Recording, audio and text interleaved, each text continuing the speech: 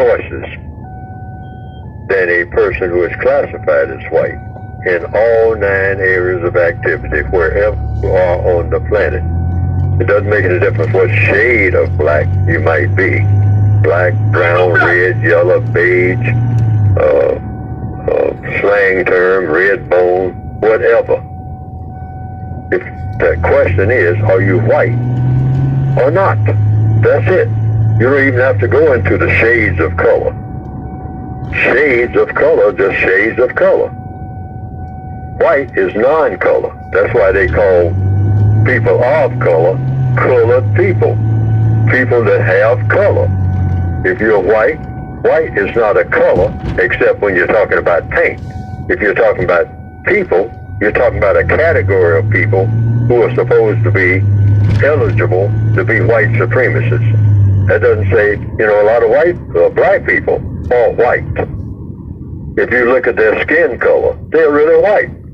We got some of them in our families, extended families, if not in the immediate family, so-called. All right? Even though in the system of white supremacy, there's no such thing as a black family anyway. I mean, that's a myth. That's something made up. That's something black people walk around thinking they got. Prisoners of war don't have families. All right? That's not logical. That's not true. You cannot be a prisoner of war and have anything. You don't even have yourself, not to say anything about having a family. And the white supremacists prove that over and over again, all the time, right in our face. You don't have nothing. You don't even have yourself. Mm-hmm. You just got me as your boss. That's all you got. And it'll stay that way, and that's what drives you black people crazy. Mm-hmm. Because you don't understand how we do that and what your status really is. That's why you're crazy like we have made you. And you act crazy. And you will be in this state as long as I have power over you. We have to understand that. Prisoners of war. I keep saying that over and over again. What does a prisoner of war have? That's the question. A prisoner of war has nothing. Even when they think they have something. Once you're a prisoner of war, you're just a number. Yes. And once you're a prisoner of war in the system of white supremacy, you're just a color. That's all that you have. And you don't even have that. Because the white supremacists would walk up to you and say what color you are, on any given day. All right? Or what color anything is. If the white supremacists say, you look up a black person, you say, oh, the sky is blue. And the white supremacist said, no, the sky is gray. And the black person will say, well, I'm looking at it, and I can see, I know a blue sky, I ain't afraid. Mm-hmm. And the white supremacists say, what did I say, boy? I say the sky is gray. Now, you going to prove to me that the sky is blue?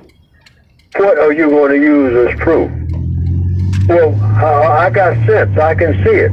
I can see that the sky is blue. I know blue when I see it. The sky is blue today. It ain't gray. And the white supremacist said, what did I just say to you? They say, well, are you going to make me say that the sky is blue? Now, that's the white supremacist talking to a black person anywhere on this planet right now. Are you going to make me say that when I just told you, boy, that the sky is gray? Yeah, but nothing. Yeah, but you don't overrule me under any circumstance. I don't care what you're looking at. You say you got a wife. I say you haven't. Your wife belongs to me. Now, prove. Because I can prove that she does because I own you. And that means what? And this is very important when the white supremacists are talking. If I own you, what do you own? Just answer that question. Stop and think about it. If somebody owns me, then what do I own? Not a goddamn thing. I don't own anything. Because whoever owns me owns everything that I claim is mine. That's a fact. And that gets back to that answer about somebody saying something about a basketball player. Having this and having that. under the system of white supremacy, if you're black, you have absolutely nothing. Not even the privilege of calling yourself black if a white supremacist say you're brown, like somebody just called in and said, or you're yellow, or you're blue. Why? Because I said so, boy. Because I said so, gal. Now, you prove to me that I'm lying. And I just showed you, you bet not tell me that I lied. Because I can hurt you, and you cannot hurt me. That's the bottom line, folks. Yes, sir. That's the bottom line. I can hurt you a whole lot more than you can hurt me. And every non-white person on this planet that ever attempted to do that, we laugh at them. And we say, bring it on. Because now that's the bottom line. Can you prove it by force? Because that's what you're going to take to do it, to change what I just showed you. Sky being gray instead of blue. Well, one thing, when you set up a system where you decide what having it all means, okay? The white supremacists set the value systems up for people all over the world. You know, you wear a suit and a tie, you're a businessman, all right? And, you know, and then you can do business because they say this is the business suit. So even people who don't particularly care for the system of white supremacy, who are people of color, they say, well, hey, if you're going to do business, if you're going to be taken seriously, and the only way you can be taken seriously is that you wear a suit, whatever that means. What is a suit? And a tie. And what is a tie for? It's something you put, a piece of cloth that you put around your neck that kind of hangs down from your neck. And what is that all about? Well, you got to have it if you're going to be taken seriously.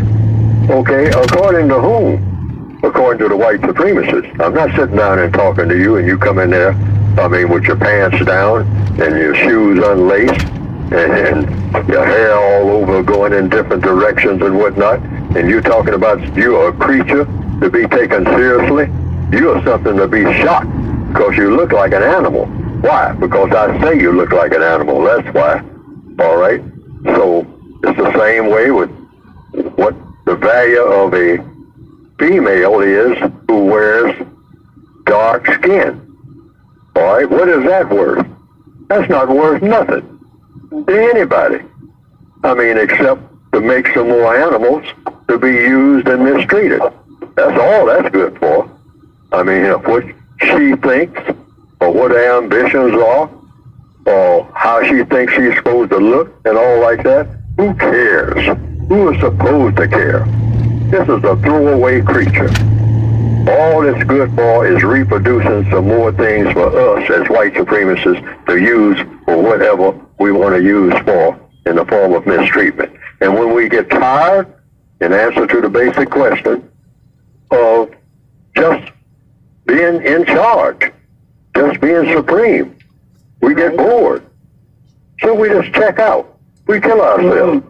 Because we ain't got nothing else to do no way. I mean, you know, we know more than anybody. We can go any place at any time. Nobody stops us from doing anything. And so after we've eaten all the food and traveled here and traveled there, and we've told people that you come in and buy this little bag and you'll be somebody. Why?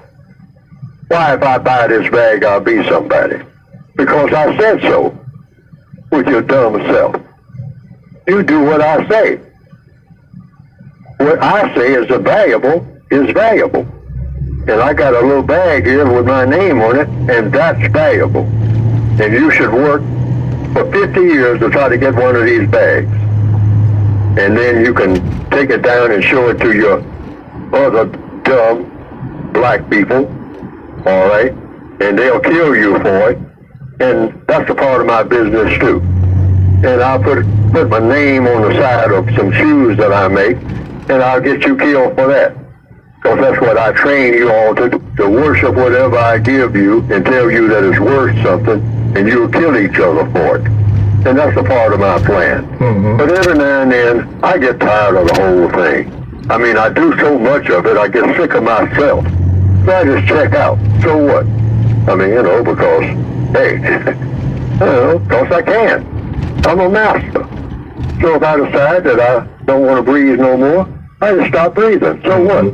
Because I like death anyway. I like to see dead things. Mostly dead things in the form of black bodies. I like to see them dead. They called that one boy, Dr. Fauci, scientist Fauci, man, they called that motherfucker Dr. Death. I said, if y'all do the research on him, Jack Convorskis, some shit like that, they called that motherfucker, his nickname was Dr. Death. Y'all can check it out. What y'all think about that North Philly Chester fight up Michigan? I mean, like my man's text was saying, they was outnumbered. It was then at 20, 30 North Philly niggas, only 2 Chester niggas. Y'all do the common sense on that. Like he said, you ain't gonna beat no motherfucking 50, 100 motherfuckers. And it's just 2, 3 of y'all. Yeah, man. It ain't about folding or nothing like that. It's about common sense at that point. You feel me?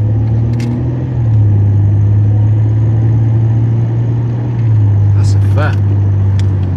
Yeah, y'all, like I said, with the relationship situations, y'all. Make sure your wife and your girl is loyal, because it can get you killed, my friend. It can get you killed. It can get you brutalized. Understand me? I got other stories if y'all want to hear them, relationship stories and shit.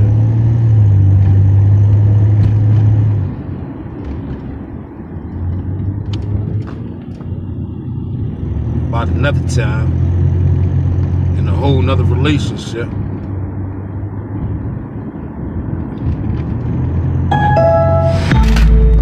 Like I told y'all, make sure your wife or your girl is loyal Said no. to the game. Great. It can cost you your life. Fact. Fact though, not fiction. I got some other stories we're gonna get into later though.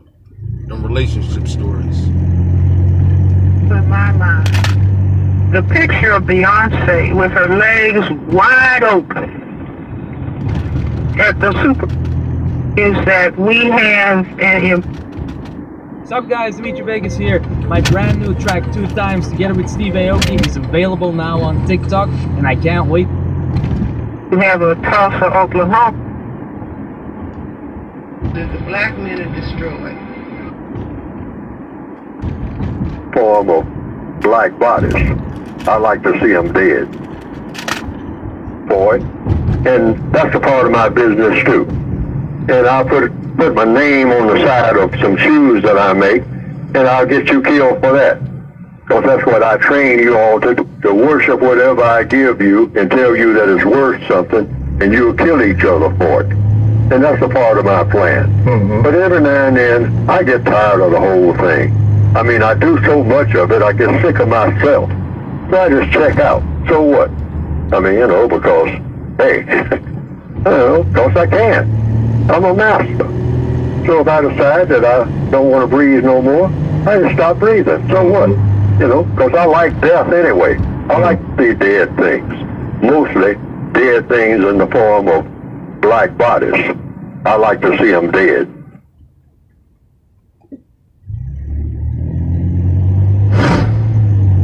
Neely Fuller, who wrote the textbook for victims of racism a number of years ago, in the late mid-70s, he used to say in the system, because he was the first person to talk about racism as a system, and he said that as the system of racism, white supremacy moves on, the system is going to have black men wearing dresses. Now, to hear that in the 70s, people said, oh, this is way out.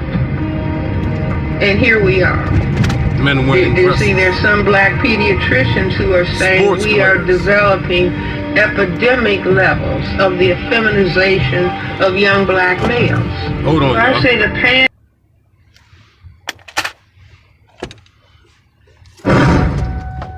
Neely Fuller, who wrote the textbook for victims of racism a number of years ago, in the late mid-70s, he used to say in the system, because he was the first person to talk about racism as a system, and he said that as the system of racism, white supremacy moves on, the system is going to have black men wearing dresses. Now, to hear that in the 70s, people That's a said, fact. You got LeBron James, Shaquille and O'Neal, here we are.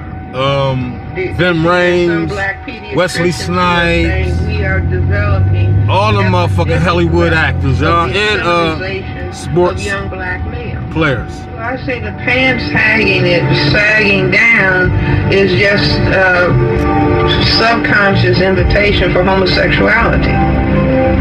You see, it's revealing the buttocks. See, so the pants are getting lower and lower and lower. The next step is to step out of the pants altogether. And so you step out of the pants, you're going to put on a dress. The effeminization is an essential ingredient of white genetic survival, and the only thing that can prevent it is black people becoming conscious or becoming determined that this is not going to happen to them, because if the black men are destroyed, then the black people are gone, and we have a state of genocide. Get out! Get out! In the last 500 years, black people in this area of the world, we can say that there's no such thing as black culture. What there is what the system of racism, white supremacy programs black people to do.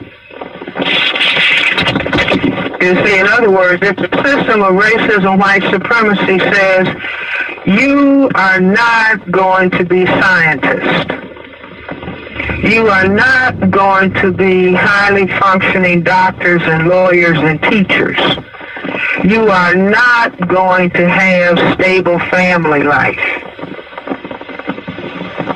you are not going to respect sex. Now, your role is to entertain me, so you can jump up and down and sing, you can dance, and yes, you're good at sports, you can do that in some venues. That's what I'm going to allow you to do.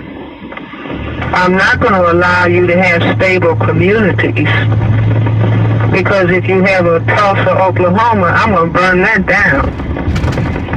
If you think you're going to stabilize a so-called middle-class community and you're going to have a home that's mortgaged, I'm going to see that those mortgages are foreclosed so that you can be into family dissolution, place of living dissolved. So what we can say is that we have an imposed culture under the power dynamics of racism, white supremacy. See, I can see right now in my mind the picture of Beyonce with her legs wide open at the Super Bowl for last year. It was so appalling to me, I can't get it out of my mind in terms of what has been done to us. Do you understand what I'm saying? So we would be wiser. No, we are trying to get ourselves to the point where we can establish what we would then call black culture, where we will no longer be victims of the system of racism, white supremacy. So once the system of racism, white supremacy has been replaced with a system of justice, that's when we will start talking about our culture. That's when we will begin talking about who we really are. as black people. Till then, heathens, they're going to constantly sell us. And so the white supremacists will run that through the computer. Well, yesterday we had 18 classifications of sexuality that we're going to spread among the black people to improve their conditions. And you say, okay, what's the projection for next year? Well, we got 18 now. Next year, the projection is 52. 52 different types of sexuality to choose from for you black people. And you say, well, why are you doing this, sir? Well, it's going to improve things for you. You black people want to be improved, don't you? All right? Well, get on board with this. Listen to me. All right? You need to diversify your sexuality. I mean, there's something incorrect. Your sexuality is too limited. You talk about some male-female mess. I mean, well, you need to kind of branch out a little bit. I mean, all you ignorant black people all over the world talking about some male-female. I mean, are you crazy? Male with female? Are you crazy? No. Well, sir, out of all due regard, what should a male do? He's got a phallus, and the female has a vagina. Well, I'll tell you what. The white anus is the new black vagina. How about that, boy? Wow. Sir, what are you saying? Yeah, that's right. And the holy grail of all sexuality, as always, all you dumb, ignorant black people, the holy grail of all sexuality is what? The white female vagina. Black female vaginas are obsolete, boy. Have you heard? And you say, no, I haven't heard that, sir. Well, you just heard it now from me. And when I speak, that's God talking, right, boy? Yeah, okay. Let's do a little backslapping here. Let's do a little high five. You like that? Get on board, all you intellectual black people. We are going to disperse sexuality into thousands of different types of sexuality if we can get you to buy into it, to get you away from what? That black male with that black female. That's what. Because eventually that's what we're going to have to keep doing. We're going to have to make it real uncomfortable for that black female to be around a black male at all and having these little black offspring forever that's making problems for us that we're getting to the place we can't govern. So we got to disperse your sexuality where you will trade in all your sexuality for some fancy bling bling around your neck, and you got no phallus at all because I cut it out like I did back in the days when I used to hang you black people up on a tree and castrate you. Now I call it not castration, I call it sexual alteration. You want your sex alterated, boy? Yeah. Come on in. I can alter your sex, and not only that, there's a bonus that goes with it. If you spread that word around the neighborhood, I'll give you good money. I'll put you in the movies. I'll put you on television. I'll give you a spot. Racism itself is an insane proposition. What is racism? White supremacy. What is white supremacy? Mistreating people or treating people like they're criminals because of color. Also, you have, people in very high positions who say that if you're a person with black skin, you are a toilet. So what do you do to a toilet? The little girl is a toilet, okay, in the minds of the white supremacists. This is universal. That's what a black person is. A urinal. A toilet. Listen, paying $14.99 a month for a streaming app and $9.99 a month for a music app and $12.99 for a fitness. A commode bowl. That's what that is walking down the street toward you. If you're white, you're taught that. That is nothing. That is something to be disdained. That's something to have off to the side somewhere. Jiffy John, I mean, a portable toilet hidden over there in the trees. Hide that thing. I mean, that toilet I mean, that's not anything to, that's not a shrine or anything. That's something that you hide. And, you want people to see you going in there. All right? Okay. That's what these things that we have recognized, we call them, in order to make them feel better. We call them people, but that's not what they really are. They are less than animals. Even the animals we bring out and parade in the streets and whatnot and show off. Okay? And we'll do a few of them like that, a few of our chosen ones. But basically, when you're looking at a black person, you are looking at a commode. Walking down the street, that's what that is. And what do you do to a commode? You treat it like it's a commode. End of story. Straight up. See, black people have to see themselves the way that the white supremacists see us every day when they pass us on the street. Here comes a toilet. That's what that is, a walking toilet.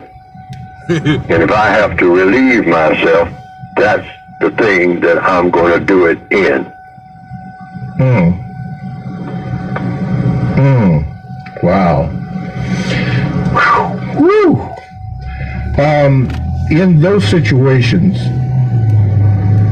what can we, or what do we learn, from that, or how are we supposed to interpret that? Interpret it just the way I saw it. I said it.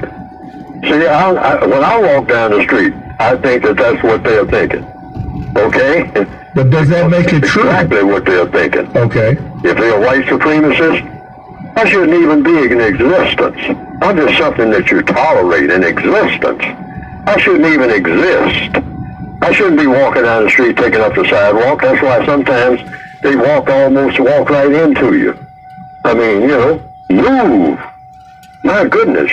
I'm a white person. Get out of my way. You're not supposed to be on this planet, Negro. What are you doing breathing? Where did you come from? Who created you? Who would have the nerve to create something like you? I mean, who would make that kind of mistake? You're nothing but a walking mistake. My God, deliver me. But since you're here, I'll put up with you. But I ain't going to put up with you very much. That's it. That's the whole philosophy in the mind of a white supremacist. If we don't understand that, then we don't understand the world that we're in.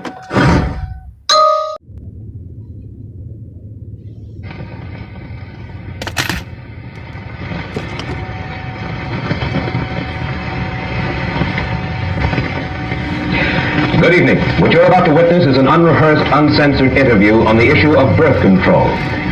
It will be a free discussion of an adult topic, a topic that we feel merits public examination. My name is Mike Wallace. The cigarette is Philip Morris.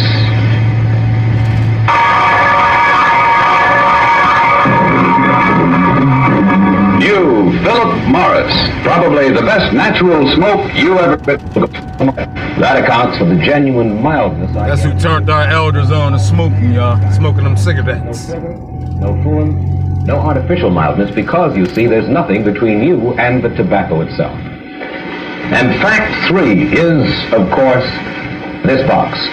Philip Morris was the first non-filter cigarette to come in a crush-proof box. Philip Morrison, y'all. Ask your people did they smoke that. Better, smokes better. They had that good backer. So get with Philip Morris yourself. That Philip Morrison. When you do, I think you'll find it's probably the best natural smoke you ever tasted. That crusade kept Mrs. Sanger away from her children for long. When Mrs. Margaret Sanger opened the first birth control clinic in the United States back in 1916, birth control was a dirty word. The police threw her into jail as they were to do 7 more times during her crusade, a crusade that still faces the reasoning but unalterable opposition of the Roman Catholic Church. That crusade kept Mrs. Sanger away from her children for long periods. It helped to break up her first marriage, and she suffered constant, harrowing social abuse. Mrs. Sanger, in view of all of that, let me ask you this first of all. Why did you do it? I realize that you had an intellectual conviction that birth control was a boon to mankind, but I'm sure that others have that conviction too. And so what I'd like to know is this. What events, what emotions in your life made Margaret Sanger a crusader for birth control? Well, Mr. Wallace, it's hard to say that any one thing has made one do this or that. I think from the very beginning, I came with a large family. My mother died young, 11 children. That made an impression on me as a child. I was a trained nurse, went among the people.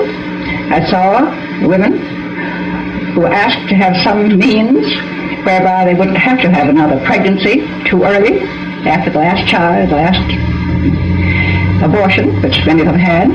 So there's a number of things that are one after the other that really made you feel that you had to do something. There are some other possible reasons that suggest themselves on reading your biography by Lawrence later. Your mother, as you say, died prematurely after bearing 11 children. She was born a Catholic, was she not? She was born a Catholic, yes. And in Ireland. Your father was a sort of a village atheist who clashed with church authorities, and because of his atheism, his earnings dwindled under community pressure. You and your brothers and sisters were known as, quote, children of the devil, end quote. Could it be then that in part at least you were driven emotionally toward the birth control movement because of antagonism toward the church, because that was a way to fight the church? No, I don't think I had anything of the kind in mind. I was what I would call a born humanitarian. I don't like to see people suffer. I don't like to see cruelty, even to this day. And in nursing, you see a great deal of cruelty and unnecessary suffering. At that time, there was no opposition as far as the church was concerned, any church. It was mainly the law, the federal law and state laws that one had to think of. The church was not in my mind at all. Well, in going after your motive then, and I will press you just a little bit more about that and then get to the specifics of this evening, but in your motive, in the movement, is it possible that the movement itself, the feeling of wanting to do anything that you felt was important, that perhaps that moved you a good deal? Because the fact remains that you led a movement against overwhelming pressures that stemmed back for centuries, and in doing so, according to your autobiography, you even left your first husband. And you wrote this to a friend, Mrs. Sanger. You said, "Where is the man to give me what the movement gives in joy and interest and freedom?" Now, what was this joy, this freedom that you craved? Well, I don't remember that letter, when it was written, but I think that it was not a question of marriage at all. There was a certain satisfaction in doing something that was going to alleviate the sufferings of women in particular, and I was quite a feminist at the time. And yes, Feminist. and She was a feminist, y'all. And that's the movement they pumping now, y'all. That feminist fuck shit, y'all. So it was a pleasure, in a sense, to think that you were striking at an archaic law, which it was. It's put on the statute books by Anthony Comstock some years ago, and no one had stood up against it. No one had tried to change the laws. And at that time, not even a doctor had a right to use the United States mails and common carriers for books, for learning, for anything that he had to do with this question. It was considered obscene. The whole question was considered obscene. Mrs. Sanger, you have helped to spread the birth control movement not only here in the United States, but in Europe and the Orient as well. Why? Why is birth control of such vital importance internationally? Is it just to save women suffering? Is that the only reason in your mind? Well, not entirely. The population question is a great concern today, and the rate at which the births come in to we're saving them now. At one time, when children died, they didn't have the food. Today, our population all over the world is getting certainly better consideration and better conditions than they had at the time that I was there. I went to every country because I was invited. And I didn't go into the country myself.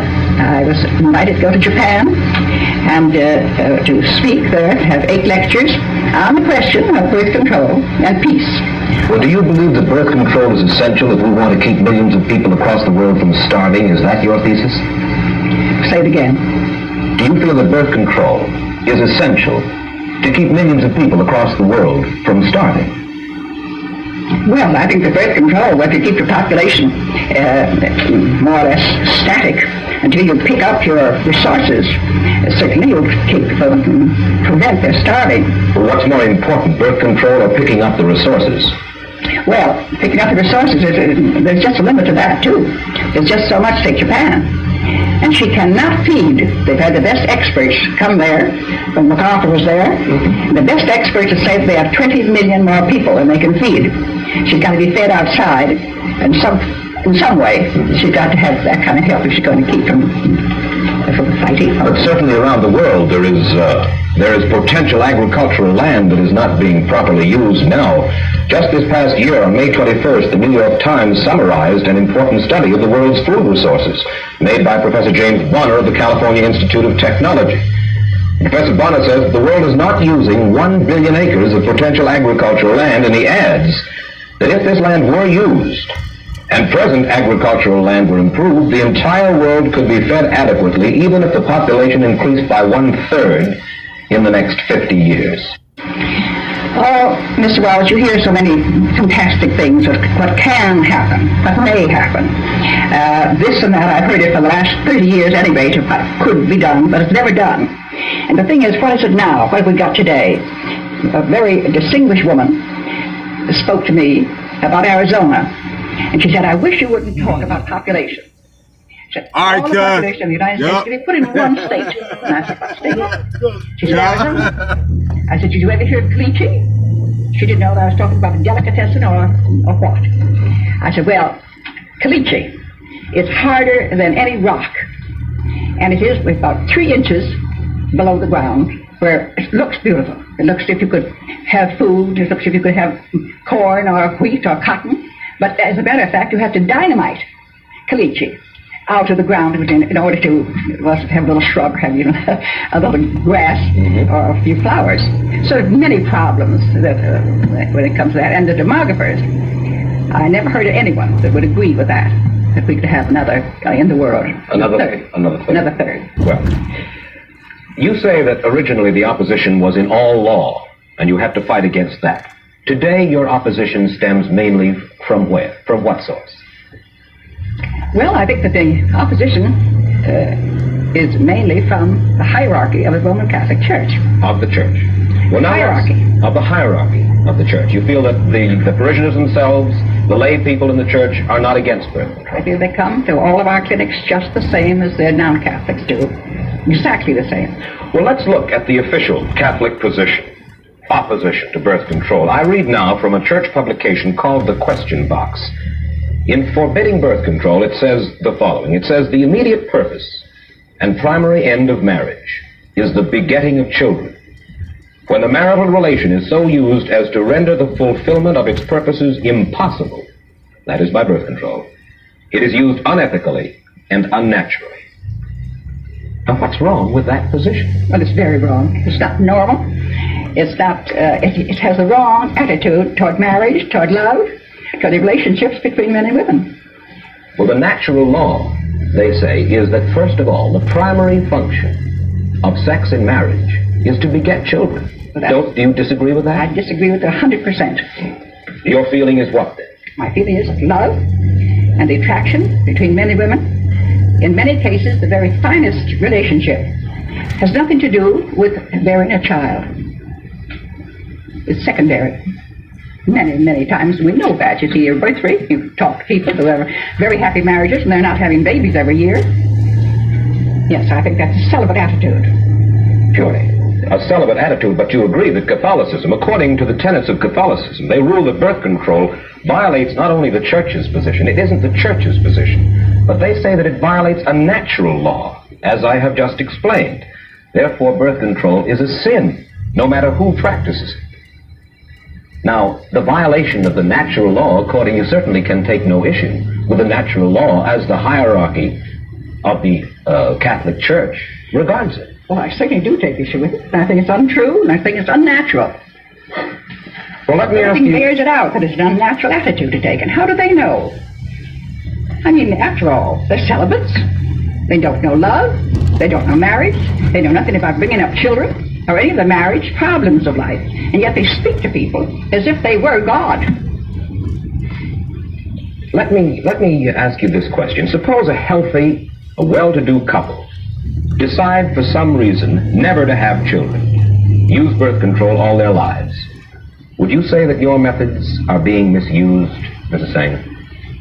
Now, if they were intelligent people, and they had some reason for thinking of children as a responsibility, or some disease that they might have that they wouldn't like to pass on to a child, and I think it would be a very unselfish attitude for them to take if there is a disease. No, I say a healthy, well-to-do couple. A couple that just doesn't want children, and for that reason they use birth control all the way. Well, do you think that that is a misuse of your methods? I don't think it's a misuse. I think it's if they're intelligent adults, but they must know what they want. They must manage their lives themselves. And certainly there's nothing in birth control than there is in other things that you might deny yourself. I asked you your motives a little while ago at the beginning of the program, your motives in working for birth control as hard as you have for as many years as you have. You reject the principal Catholic argument against birth control as being totally invalid. What do you think is the reason, the motive of the Church in forbidding birth control? You'd have to ask a Catholic that. I couldn't say what their motive is. Well, you couldn't say officially what their motive is, but you certainly must have an opinion about it, Mrs. Sanger. Well, I don't have much to do with the hierarchy, and I know that the people that come to our organization and want to have the same methods, or whatever it is that one can have to prevent a pregnancy, that those women will say to us, we ask their religion very often, and they say, I am a Catholic, I was raised in the Catholic Church, my church is wrong on this. This is the one thing. I will never be anything else, but my church is wrong on this one thing. And that is said over and over and over again. So what the motive is. But you won't hazard a guess. I don't care to. Thank you. May I ask you why? Now, I know that in private and actually in public discussions, I think, prior to this time, you have been willing to state your understanding of what the motives of the Church are, and now you would rather remain silent. May I ask you why? Well, simply because I don't think that the Church has changed in its attitude. Some of the hierarchy have changed their attitude. You can't say the same thing that you might have said a year ago or 2 years ago, as to your belief or as to your opinion. And then have you heard it said that the reason that the Church is against birth control is because they want more Catholics? I've read it. Do you believe it? Well, if you read their papers, where they point out Boston, that's what has happened in Boston and Massachusetts. They have simply outbred the Protestants, and they in Boston and Massachusetts, they have control. I've read that in their own papers. Of course, the Church's answer, and I read now from a pamphlet published by the Redemptorist Fathers in Missouri, says as follows. It says that point of view about wanting more Catholics is nonsense. Quote, the Catholic Church does not command Catholic husbands and wives to have even one child. The Church considers it more than normally meritorious for them to have no children if they mutually and perpetually give up the use of the marriage rite for the love of God. All right. I don't quote what they do, so I think that the question in my mind is that they do and order their own people to do as they wish. But I object to their having the same rules for people who are not the same religion. Well, they believe, you see, that it is a natural law, not a Catholic law, but a natural law, and therefore a sin not just for Catholics, but a sin for all peoples. And I think that there are other religious groups, the very, very Orthodox Jews feel the same way about birth control. Let's look at another argument against birth control, Mrs. Sanger, published in Red Book magazine in March of 1956. It says birth control is a devastating social force which tends to weaken the moral fiber of the community. Immunity from parenthood encourages promiscuity, particularly when unmarried persons can so easily avail themselves of the devices. Do you doubt that? I doubt it.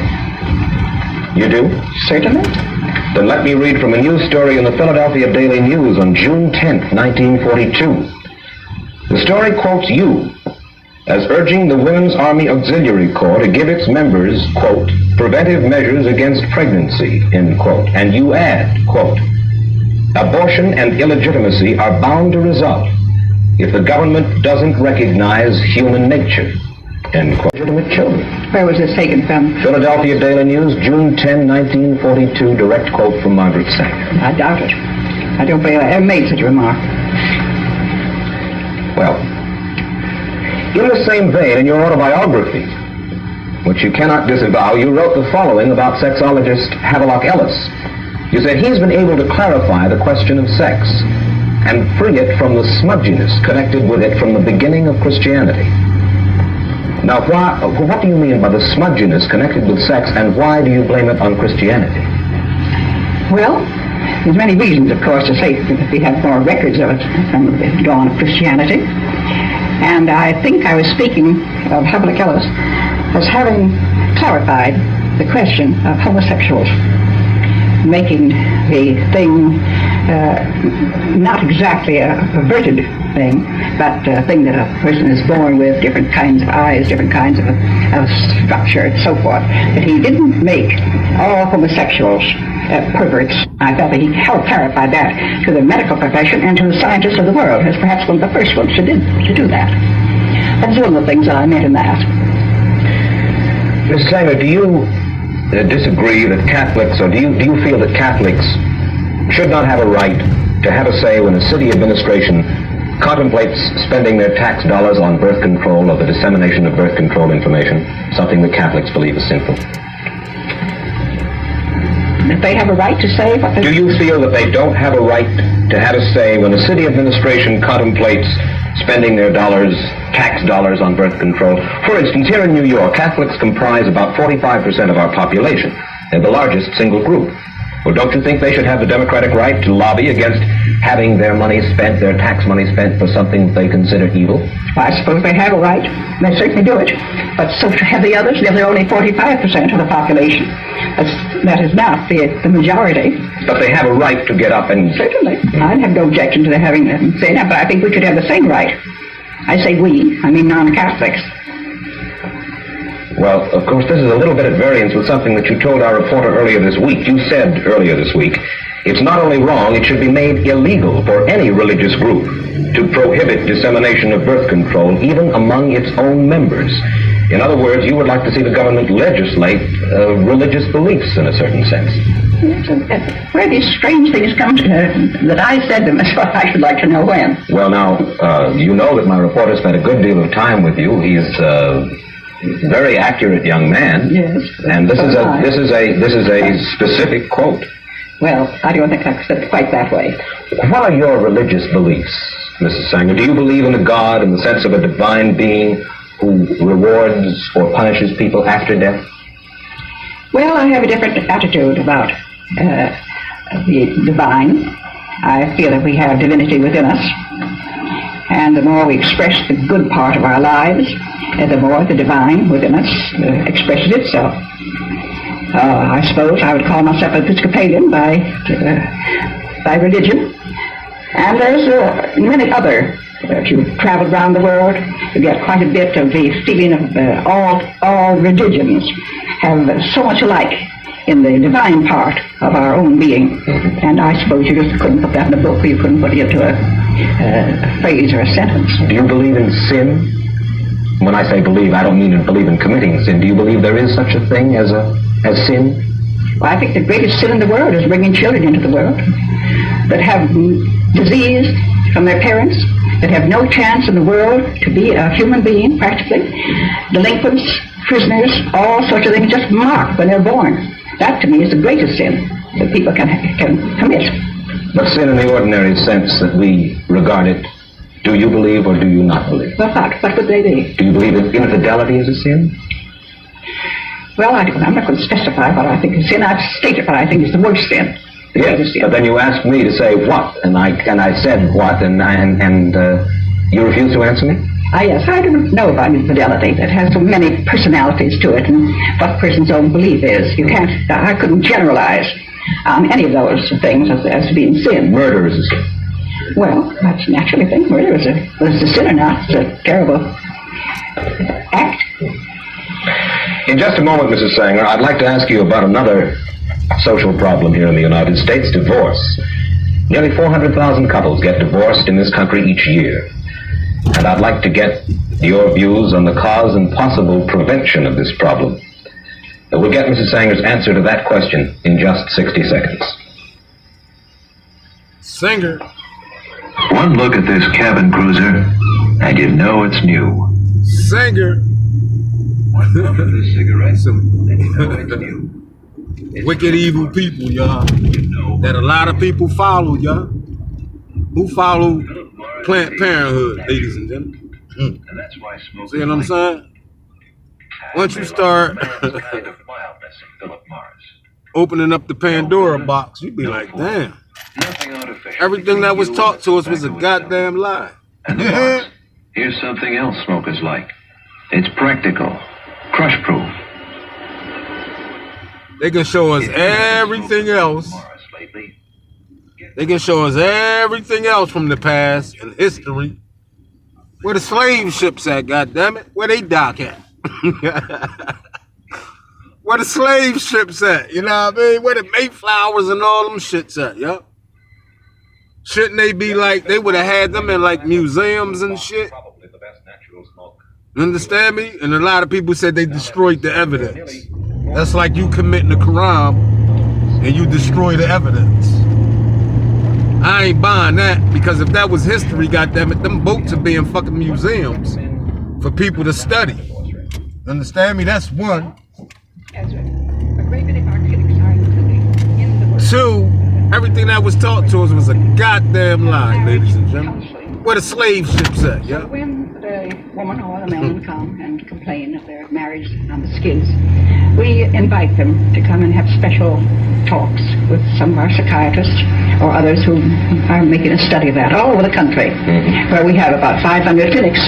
They almost all include marriage counseling and marriage erection. May I ask you this? Could it be that women in the United States have become too independent, that they've followed the lead of women like Margaret Sanger by neglecting family life for a career? Let me quote from your biography describing your second marriage to Noah Slee. Quote, in New York, Mrs. Sanger maintained every clause of their compact of independence. They had separate apartments, they telephoned each other for dinner or theater engagements, or passed notes back and forth. Would you call this a sound formula for marriage, Mrs. Sanger? Different people, yes. It certainly was for me and for my husband. We had a very happy marriage consulting. He had different friends than I had, and I don't believe in forcing. After all, we were two adults. And forcing your friends on another person who may have an entirely different outlook. It worked out very well. I know that it did. You have two sons. One final question. You have two sons. How many children have they? Would you like to see them? I would indeed. As well as... How many children? That's 6 in this family? 5 boys, a girl in that family. And in the other family? 2 girls. 2 girls. Miss Sanger, I thank you so much for taking time out and coming and talking to us here this evening. And Mr. Ross, I've never smoked.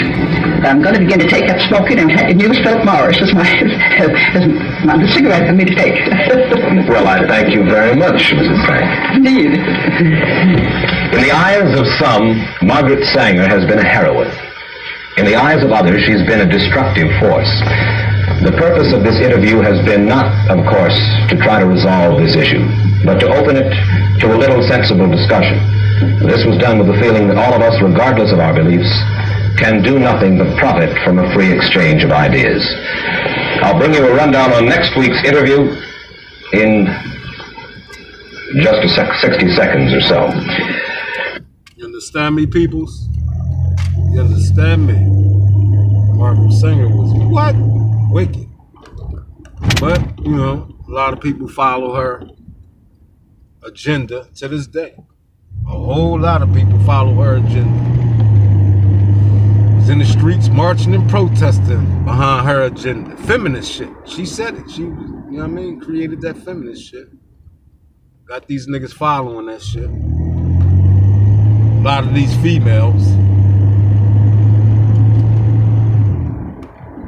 Understand me? That feminist movement. See how our people are caught up in so much what the scriptures would say? The blind lead the blind. They all end up in a ditch type of shit. That's real shit, y'all. That's real shit. Real spill. Real spill. Y'all following all these goddamn organizations, these different cults, and y'all don't even know what y'all engaged in. But when the person bring the facts to you and show you what you engaged in, y'all still try to argue the facts. Because you must admit, you didn't do your research before you signed up for what you signed up for. And let's just keep it all the way funky.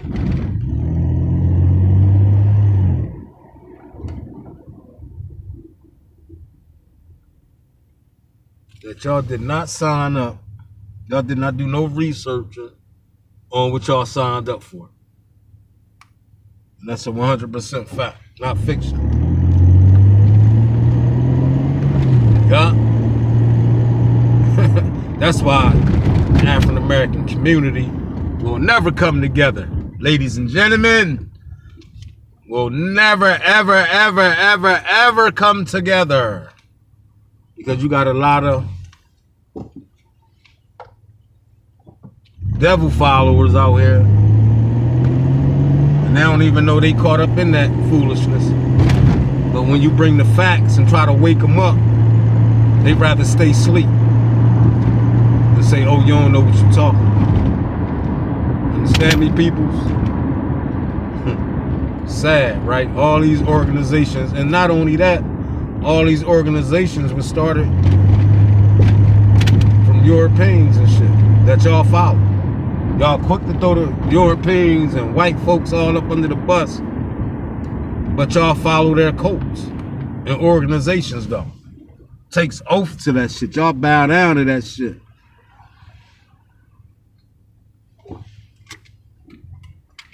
Y'all bow down to all that foolishness. Giving y'all energy to that foolishness. But in the other hand, you worship the Most High. How? You can't have two gods. It's in your Bible, if you read it. But I know it's a lot of Luciferian worshipers out here, which they won't admit it. But if y'all take a look around the world and see what's going on as far as with politics and how the world is trying to shape, how they trying to shape the world, God damn it, you'll see what I see. That it's a bunch of Luciferian worshipers, feminist movement. Lucifer worshiper feminist movement, motherfuckers, y'all. That's a fact, man. They pushing that feminine movement shit. They've been pushing that shit for years. Black woman following white woman. DEI, same situation. It benefits more white women than any black folk.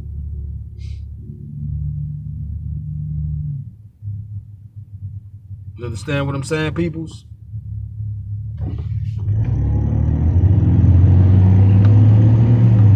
It benefit more white folk females than black folk females.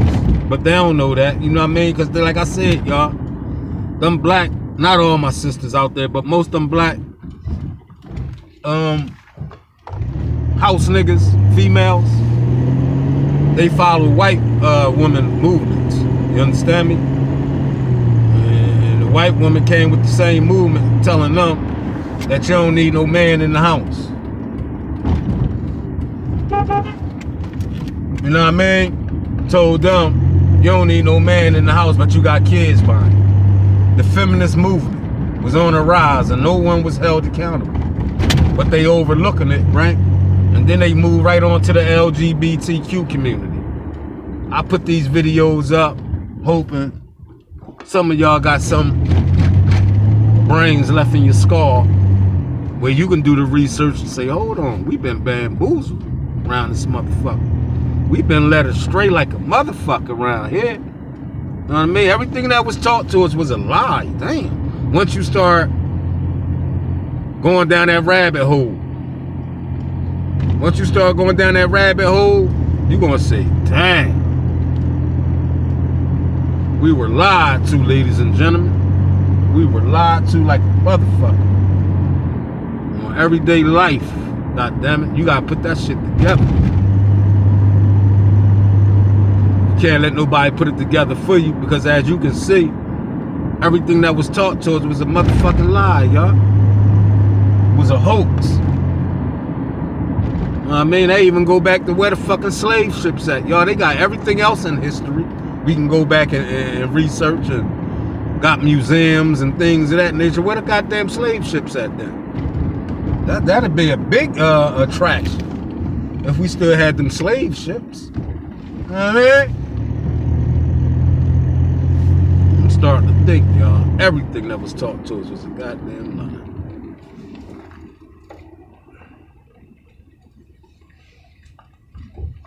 You know what I mean?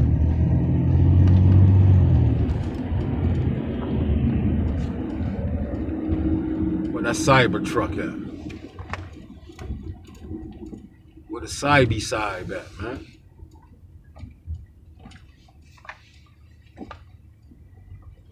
Might be parked on the other side.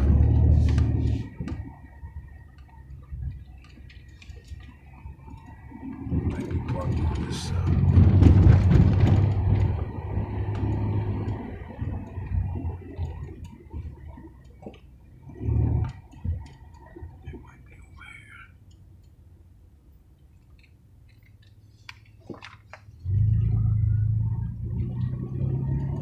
Y'all, everything that was taught to us was a lie. But people say, man, no, man, shut up. You don't got no facts or none of that shit. You only going by what they taught you and told you, goddammit.